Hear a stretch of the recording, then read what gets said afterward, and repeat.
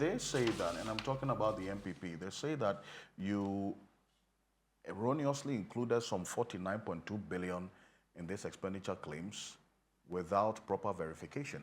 Oh, they don't know what they are talking about. That's what they are saying. So as I'm trying to tell you,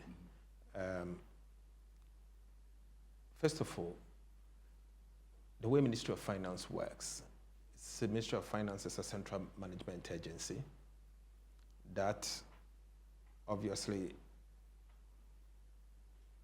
is responsible for the payment of certificates and claims and obligations of state. Sector ministries awards contract, and the contracts are sent to the Ministry of Finance level for payment. Sector ministries, after awarding contracts are sent to the Ministry of Finance, but even before you award contract, you will have to request for commencement certificate for the minister responsible for finance to accept or refuse.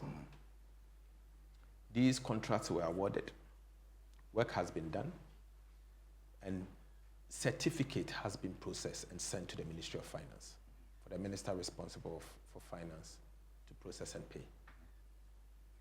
So as I sit here, we are sitting on 49 billion cedis worth of claims being suppliers and that of IPCs from contractors. 49 billion cedis. That I did not just bring them.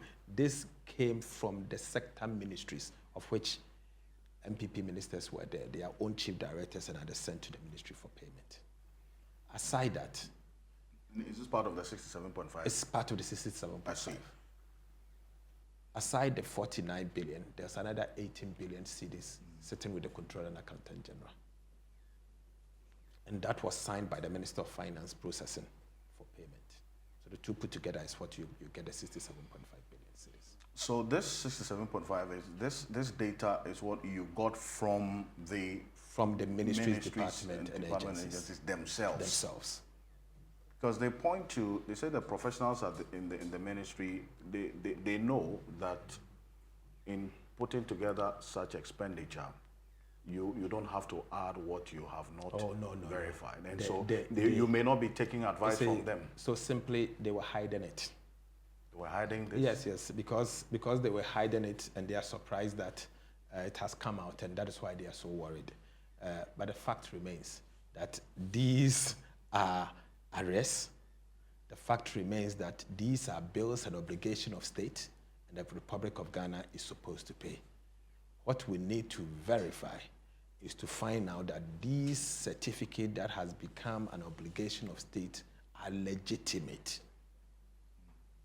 Have they actually done the work? It's another level.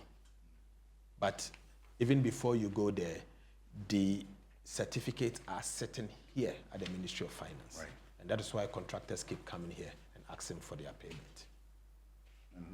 And with that one, whether the verification is ongoing or not, they are demanding their money. They are demanding their money. And I've said that until the verification is done, we are not making any payment. But you mentioned some contracts awarded in excess of 195 billion cedis. And we have the breakdown. So that's separate from the 67. Exactly. So and Ministry of Roads alone awarded contracts to the tune of 103 billion cedis. Ministry of Roads alone.